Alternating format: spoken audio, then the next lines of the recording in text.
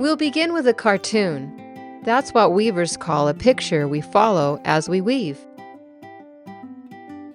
Then I'll take you through lessons on twining, weaving shapes, sumac, color blending, and finally embroidery for detail and texture. I guide you through each step, and all of the materials needed can be purchased in my shop. But you don't have to use exactly the yarn I do, as long as it's similar to the yarn I'm using.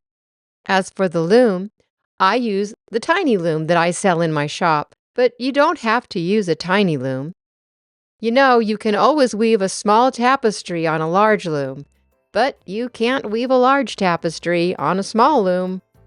How long does the course last?